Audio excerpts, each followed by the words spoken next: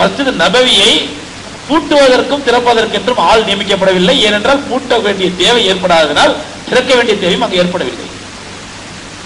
அப்படி இருந்த பள்ளிவாசல்கள் இன்று நம்முடைய காலத்தில் என்ன ஆகிவிட்டது என்றால், பெரிய பெரிய மினாராக்கள், பெரிய பெரிய குப்பாக்கள், பெரிய பெரிய ஏசி, பெரிய பெரிய மார்பிள் போட்டு கோடிக்கணக்கில் செலவழிக்கப்படக்கூடிய பள்ளிவாசல்கள் இன்னைக்கு என்ன ஆகி போச்சுன்னா, ஒரு நாளைக்கு அதிகபட்சம் செலவாகிறது 1 மணி நேரம் 1.25 மணி நேரத்துக்கு தான். ஒரு வக்துக்கு 15 நிமிஷத்துக்கு முன்னாடி திறக்கிறாங்க, இல்ல மேக்சிமம் அரை மணி நேரத்துக்கு முன்னாடி திறக்கிறாங்க பள்ளிவாசல.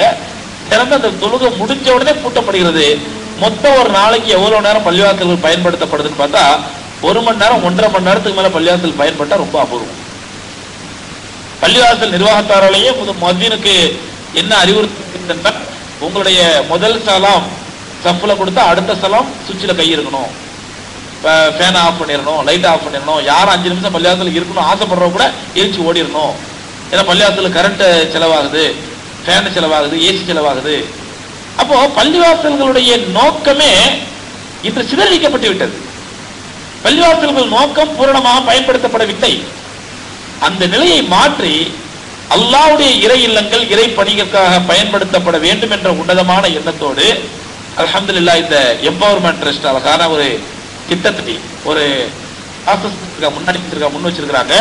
பள்ளிவாசல்களை அடிப்படையாக வைத்து, பள்ளிவாசல்களை பேசிக்காக வைத்து, பள்ளிவாசல்களை தலைமையிடமாக கொண்டு நாம் சமூக பணிகள் ஆற்ற வேண்டும், சமுதாயத்துக்கு ஏதாவது நல்லது செய்யணும் என்ற அடிப்படையில் அவர்களிடத்தில் இருக்கக்கூடிய அந்த மேன் பவரை வைத்து, அவர்களிடத்தில் இருக்கக்கூடிய அந்த ஐடி ஃபீல்டிலே, இன்ஃபர்மேஷன் டெக்னாலஜி ஃபீல்டிலே, மற்ற மற்ற துறையுடைய ஃபீல்டுகளில் இருக்கக்கூடிய ஆக்கப்பூர்வமான நல்ல வல்லுநர்களை கொண்டு நம்முடைய இஸ்லாமிய சமுதாய பிள்ளைகளுக்கு நாம் ஏன் ஒரு கம்ப்யூட்டர் கல்வியையோ அல்லது ஒரு இன்ஃபர்மேஷன் டெக்னாலஜியுடைய கல்வியையோ அல்லது மற்ற அவர்களுக்கு நல்ல அவருடைய ஸ்கில் டெவலப்மெண்ட்டையோ ஏன் பள்ளிவாசலை அடிப்படை அவர்கள் கொடுக்கக்கூடாது என்ற ஒவ்வொரு மொஹல்லாவையும் அடிப்படையாக வைத்து, ஒவ்வொரு ஜமாத்தையும் அடிப்படையாக வைத்து கொடுக்கக்கூடாது என்ற ஒரு உயர்ந்த சிந்தனை அவருடைய உள்ளத்தில் ஏற்பட்டதன் விளைவு அல்ஹம்துலில்லாஹ் இப்படிப்பட்ட ஒரு நல்ல நிகழ்ச்சியை பள்ளிவாசலில் இருந்து அல்ஹம்துலில்லாஹ் மக்கா பள்ளியிலிருந்து ஆரம்பித்திருக்கிறார்கள்.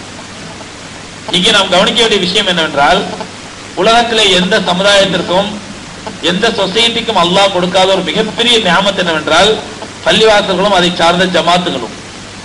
பள்ளிவாசல்களும் அதை சார்ந்த ஜமாத், மொஹல்லா ஜமாத் என்பது உலகத்திலே எந்த சமுதாயத்துக்கும் வழங்கப்படாத ஒரு மிகப்பெரிய நியாமத். உலகத்தில் எந்த சமுதாயத்திலும் நியாமத்து கிடையாது. நீங்க ஒரு ஊருக்கு போறீங்க, பாஷை தெரியாத ஊருக்கு போறீங்க, ஒரு ஹைதராபாத்துக்கு போறீங்க, பெங்களூருக்கு போறீங்க, அல்ல உலகத்துல ஏதோ நாட்டுக்கு போறீங்க, யூகேக்கு போறீங்க, அமெரிக்காவுக்கு போறீங்க, உங்களுக்கு யாருமே தெரியாது, நீங்க கவலையே பட வேண்டாம். அங்க பக்கத்துல உள்ள பள்ளிவாசல் எதுக்கு நேரம் அந்த பள்ளிவாசலுக்கு போனா போதும், அங்க இன்ஷா அல்லாஹ் அல்லாஹ் ரப்பல் ஆலமீன் உதவியால உங்களுக்கு உதவி செய்யறதுக்கு ஆள் இருப்பாங்க. இது உலகத்துல எந்த சமுதாயத்துக்கு பாக்கி கிடையாது. உதாரணமா டெல்லிக்கு போறீங்க, டெல்லி யாருமே உங்களுக்கு தெரியாது, ஒரு இடமும் தெரியாது, எங்கேயும் போக வேண்டாம், ரயில்வே ஸ்டேஷன்ல இருந்து ஏர்போர்ட்ல இருந்து நேரம் பள்ளிவாசலுக்கு போங்க. பள்ளிவாசலுக்கு அந்த பள்ளிவாசலுடைய இமாமியோ அல்ல பள்ளிவாசலுடைய பொறுப்பாளியை சந்திங்க. நீங்க என்ன வேலைக்காண்டி வந்தீங்களோ அந்த வேலைக்கான கைடன்ஸ் உங்களுக்கு கிடைக்குங்க. இது அல்லாஹ் சுப்ஹானஹு வ தஆலா நம்முடைய உம்மத்துக்கு ஏற்படுத்துற மிகப்பெரிய நியாமத். இது நாம அதை பயன்படுத்திக்கிறோமா இல்லையாங்கிறது அடுத்த பிரச்சனை. நம்ம அதை ஒழுங்கா பயன்படுத்திக்கிறதுல, ஒழுங்கா யூஸ் பண்ணிக்கிறதுல, அதை யூட்டிலைஸ் பண்ணிக்கிறதுல இல்லை என்றால் அல்லாஹ் ரப்பல் ஆலமீன் இந்த உம்மத்துக்கு கொடுத்த ஒரு மிகப்பெரிய நியாமத் பள்ளிவாசலும், பள்ளிவாசலை சார்ந்த ஜமாத் நிர்வாகங்களும், ஜமாத்தை சார்ந்த மொஹல்லாவும். இந்த ஜமாத்தையும் மொஹல்லாவையும் பள்ளிவாசலையும் இணைத்து நாம் பள்ளிவாசலை அடிப்படையாக வைத்து பள்ளிவாசல்களை வெறும் இபாதத்துடைய கூட்டங்களாக ஆக்காமல் இதை ஒரு சமுதாயத்திற்கு தேவையான பயிற்சி பாசறையாக உருவாக்க வேண்டும் என்ற அடிப்படையில் எம்பவர்மெண்ட் ட்ரஸ்ட் மூலமாக உங்களுக்கு எல்லாம் ஒரு அற்புதமான ஒரு திட்டத்தை வைத்திருக்கின்றது. அந்த உங்களுடைய ஸ்கில், உங்களுடைய டெவலப்மெண்ட் ஸ்கில், உங்களுடைய திறமைகள், உங்களுடைய வளமைகள் மார்க்கத்திற்கு பயன்பட வேண்டும், உங்களுக்கு பயன்பட வேண்டும். உங்களுடைய திறமைகள் உங்களுடைய உலக வாழ்க்கைக்கும் உங்களுடைய ஆக்கிரத்து வாழ்க்கைக்கும் பயன்படுத்த வேண்டும் என்ற அடிப்படையில இந்த ஒரு பள்ளிவாசலை அடிப்படையாக வைத்து உங்களுக்கு உருவாக்கி இருக்கிறார்கள். அருமை சகோதரர்களே, இது ஏதோ ஒரு தமிழ்நாட்டிலே அல்லது மெட்ராஸ்ல ஒரு மக்கா பள்ளியில வச்சு நடக்கிற நிகழ்ச்சி அல்ல, மக்கா பள்ளி தான் இதுக்கெல்லாம் லாய்க்கு அப்படிங்கிற மாதிரி அல்ல. ஒவ்வொரு பள்ளிவாசலிலும் அல்ஹம்துலில்லாஹ் அவங்க ஸ்கீம் வச்சிருக்கிறாங்க. இத்தனை 2-3 வருஷத்துக்குள்ள குறைஞ்சது ஒரு 1000 பள்ளிகளையாவது இந்த நிகழ்ச்சி ரீச் ஆக வேண்டும், இந்த நிகழ்ச்சி குறைஞ்சது ஒரு 1000 பள்ளிவாசல் நடக்க வேண்டும் அல்ஹம்துலில்லாஹ் அப்படின்னு சொல்லி ஒரு முடிவு வச்சிருக்கிறாங்க. அந்த முடிவை ரப்பல் ஆலமீன் அது விரைவில் இன்ஷா அல்லாஹ் வெற்றியாக்கி கொடுப்பான். அதை அல்லாஹ் ரப்பல் ஆலமீன் வெற்றியாக்கி கொடுப்பான்ங்கிறதுல சந்தேகம் இல்லை. அதை பயன்படுத்துவது உங்களுடைய கையில இருக்குது, சமுதாயத்துடைய கையில இருக்குது. அதை எந்த அளவுக்கு நீங்க பயன்படுத்த போறீங்க, இந்த திட்டத்தை எந்த அளவுக்கு இதை வந்து நீங்க யூட்டிலைஸ் பண்ண போறீங்க அப்படிங்கிறது உங்களுடைய கையில் தான் இருக்கிறது. ஏன்னா பெருமானார் ஸல்லல்லாஹு அலைஹி வஸல்லம் ஒரு முறை 3 நாட்கள் பட்டினி, 3 நாட்கள் பட்டினி பிறகு வீட்டை விட்டு வெளியே வந்து நிக்கிறாங்க. ஏதாவது சாப்பாடு கிடைக்குமா, யாராவது தரமாட்டாங்களா அப்படின்னு சொல்லி. அப்ப அபூபக்கர் ரலியல்லாஹு தஆலா சித்திக் ரலியல்லாஹு தஆலா வர்றாங்க, வந்து பார்த்து கேட்கறாங்க, யார சொல்ல மா அஹ்ரஜக், யார சொல்ல எதுக்கு வெளியே வந்து நிக்கிறீங்க அப்படின்ட்டாங்க. பெருமானார் ஸல்லல்லாஹு அலைஹி வஸல்லம் சொன்னாங்க, அஹ்ரஜனி மா அஹ்ரஜக் அபூபக்கர், அபூபக்கரே நீங்க எதனால வெளியே வந்து நிக்கிறீங்களோ அதனால நானும் வெளியே நிக்கிறேன். அதாவது அபூபக்கரும் 3 நாட்களாக பட்டினி, அவங்களும் பசி, யாரா ஏதாவது தரமாட்டாங்க. அபூபக்கர் சித்திக் ரலியல்லாஹு புரிஞ்சுக்கிட்டாங்க, சரி 2 பேரும் பசியோட இருக்கணும்னு சொல்லி கொஞ்ச நேரத்துல பார்த்தா உமர் ரலியல்லாஹு தஆலா வர்றாங்க. இப்ப அவங்கள்ட்ட கேட்கறாங்க எதுக்காண்டி வெளியே நிக்கிறீங்கன்னு, அவங்களும் இதே மாதிரி சொல்றாங்க, நீங்க எதனால வந்து நிக்கிறீங்களோ அதனால நான் நிக்கிறேன்னு சொல்லி. 3 பேரும் சேர்ந்து அப்துல்லா இப்னு ஜாபிர், அந்த 3 பேரும் சேர்ந்து ஜாபிர் இப்னு அப்துல்லா ரலியல்லாஹு தஆலா வீட்டுக்கு போறாங்க. அவங்க ஒரு சின்ன ஆட்டுக்குட்டி, ஒரு நீண்ட ஹதீஸ் சுருக்கமா சொல்றேன், ஒரு சின்ன ஆட்டுக்குட்டியை அறுத்து வீட்டுல பேரிச்ச மரத்துல பேரிச்ச பழங்களை பத்தி ரசூலுல்லாஹ்க்கு முன்னாடி சாப்பிட வைக்கிறாங்க. நபி ஸல்லல்லாஹு அலைஹி வஸல்லம் அந்த பேரிச்ச பழம் 3 நாள் பட்டினிக்கு பிறகு கிடைக்கக்கூடிய அந்த ரொட்டி, கொஞ்சம் பேரிச்ச பழம், அந்த ஆட்டு இறைச்சியை வச்சு கொஞ்சம் எடுத்து ஜாபிர் இப்னு அப்துல்லாட்டே கொடுத்து, என்னுடைய மகள் பாத்திமாவும் 3 நாளா பட்டினியா இருக்காங்க, அவங்கள்ட்ட கொடுத்துருவாங்கன்னு அனுப்பி வைக்கிறாங்க. அவங்கள்ட்ட போறாங்க. போன பிறகு 3 பேரும் சாப்பிட்டு பிடிக்கிறாங்க. 3 நாட்கள் கடுமையான பட்டினிக்கு பிறகு ஏதாவது கிடைக்குமா கிடைக்காதுன்னு எந்த ஒரு செக்யூரிட்டி இல்லாத நிலையில கிடைச்ச ரிஸ்க் அல்ஹம்துலில்லாஹ் சாப்பிட்ட பிறகு பெருமானார் ஸல்லல்லாஹு அலைஹி வஸல்லம் அபூபக்கர் சித்திக் ரலியல்லாஹு அன்ஹு உமர் என்று சொல்றாங்க, அபூபக்கரே உமரே 3 நாட்களுடைய பட்டினிக்கு பிறகு அல்லாஹ் உங்களுக்கு கொடுத்த இந்த நியாமத்துக்கு நீங்கள் அல்லாஹ்வுக்கு பதில் சொல்லியாக வேண்டும், இந்த நியாமத்துக்கு நீங்கள் பதில் சொல்லி ஆகணும் சொல்லிட்டு சொன்னாங்க. சும்ம லதுஸ்அலுன்ன யௌமைதின் அனின் நஈம், மறுமையிலே உங்களுக்கு வழங்கப்பட்ட ஒவ்வொரு நியாமத்தை பற்றி, ஒவ்வொரு வாய்ப்பை பற்றியும் விசாரிக்கப்பட்டீர்கள் அப்படிங்கிற ஆயத்தை ரசூலுல்லாஹ் ஓதி காட்டுறாங்க. எதுக்காண்டி சம்பளம், நமக்கு எந்த அளவுக்கு வாய்ப்புகள் கிடைச்சுக்கிட்டே இருக்குமோ அந்த அளவுக்கு நம்ம அல்லாஹ் இடத்துல அக்கௌண்டபிள் ஆகும், அல்லாஹ் இடத்துல நம்ம விசாரணைக்குரியவர்களா ஆகும்.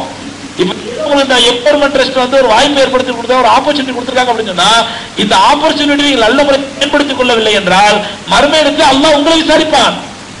இந்த மாதிரி நல்ல ஆப்பர்ச்சுனிட்டி உன்னுடைய ஈமானை வளர்த்துக் கொள்வதற்காக, உன்னுடைய இஸ்லாத்தை வளர்த்துக் கொள்வதற்காக, உன்னுடைய உலக வாழ்க்கையை மேம்படுத்திக் கொள்வதற்காக ஒரு அற்புதமான வாய்ப்பு உனக்கு கொடுத்திருந்தேன், ஒரு ஆப்பர்ச்சுனிட்டி கிடைச்சிருந்தேன், ஒரு நியாமத்தை கொடுத்திருந்தேன், இந்த ஆப்பர்ச்சுனிட்டியை நீ ஏன் பயன்படுத்திக் கொள்ளவில்லை?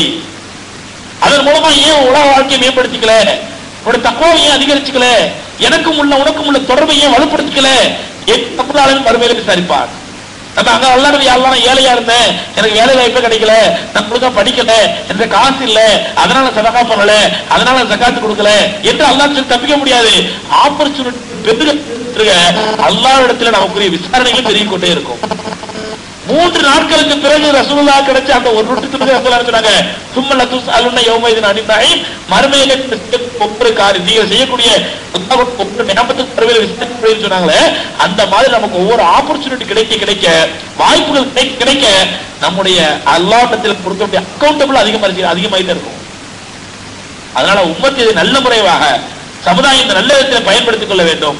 இனிமேல் அல்லாஹ் நபி உட்கார்ந்துட்டு, யா அல்லாஹ் எனக்கு நல்ல வாய்ப்பு இல்ல, எனக்கு வந்து எம்ப்ளாய்மெண்ட் வசதி ஏற்படுத்துறதுக்கு ஆள் இல்ல, சம்பாதிக்கிறதுக்கு வழி இல்ல, படிக்கிறதுக்கு வழி இல்ல, குர்ஆனோட தொடர்பு ஏற்படுத்த வாய்ப்பு இல்ல, உன்னோட உள்ள உறவை வலுப்படுத்திக் கொள்வதற்கு எனக்கு வசதி இல்லை என்று அல்லாஹ்விடத்தில் சொல்ல சமாளிக்க முடியாது. ஏனென்றால் ரப்புல் ஆலமீன் ஒரு அற்புதமான வாய்ப்பை நமக்கு கொடுத்திருப்பதால் இந்த வாய்ப்பை நல்ல முறையில் பயன்படுத்துவதும் சீரழிப்பதும் நம்முடைய கையில் தான் இருக்குது. நாம் பயன்படுத்துகின்றோமா சீரழிக்கின்றோமா என்பதை ரப்புல் ஆலமீன் உற்று நோக்கிக் கொண்டிருக்கின்றான். ஆக அன்புக்குரியவர்களே, இது ஒரு அற்புதமான வாய்ப்பு. இதை வந்து ஒவ்வொரு அது பள்ளிவாசலுடைய அடிப்படையிலே வைத்து உருவாக்குவது என்பது மிகச்சிறந்த ஏற்பாடு. அதற்காக எங்களுடைய இந்த ஸ்கீமுக்காக மக்கா பள்ளியை அணுகின உடனே அல்ஹம்துலில்லாஹ் எந்த மாதிரி யோசனை இல்லாம நாங்க பெர்மிஷன் கொடுத்தோம். ஏன் நம்ம இதுக்கு தான் பள்ளிவாசல் இப்படித்தான் இருக்குன்னு எதிர்பார்க்கிறோம். நம்ம பள்ளிவாசல்களை கட்டி வச்சுட்டு பெரிய பெரிய பள்ளிகளை கட்டிட்டு இங்க எப்படி இபாதத்துகள் எப்படி அமல்கள் நடக்கும்னு எதிர்பார்க்கிறோமோ அப்படிப்பட்ட ஒரு அற்புதமான வாய்ப்பு கிடைச்சிருக்குன்னு சொன்ன உடனேயே உடனடியான வாய்ப்பு கொடுத்தோம், வசதி கொடுத்தோம், வாசலை திறந்து விட்டோம். இதே மாதிரி ஒவ்வொரு பள்ளிவாசல் நிர்வாகிகள் முன்வர வேண்டும், பள்ளிவாசல் நிர்வாகிகள் முன்வர வேண்டும். இவங்க நம்மளை தேடி வரணும்னு எதிர்பார்க்காம இதுக்கு இப்படி ஒரு ஸ்கீம் இருக்குது, இப்படி ஒரு ப்ராஜெக்ட் இருக்குது என்று தெரிந்தவுடன் பள்ளிவாசல் நிர்வாகிகள் நீங்களாக முன்வந்து அவர்களாக முன்வந்து எங்களுக்கு எங்க பள்ளி இந்த மாதிரி ஆரம்பிங்க, எங்க மொஹல்லா மாணவர்களுக்கு இந்த மாதிரி வசதி ஏற்படுத்தி கொடுங்க என்று எந்த ஒரு நிர்வாகிகள் இந்த வாய்ப்பை நல்ல முறையில் பள்ளிவாசல் நிர்வாகிகள் பயன்படுத்திக் கொள்கிறார்களோ அத்தகைய நிர்வாகிகள் தான் அல்லாஹ் சொல்லக்கூடிய உண்மையான பள்ளிவாசல் நிர்வகிக்கக்கூடிய நிர்வாகிகள். அல்லாஹ் சொல்றாங்க, இன்னமா யாமுரு மசாஜித் அல்லாஹ், அல்லாஹ்வுடைய பள்ளிவாசல் நிர்வகிக்கக்கூடிய அல்லாஹ் சில தகுதிகளை சொல்றாங்க.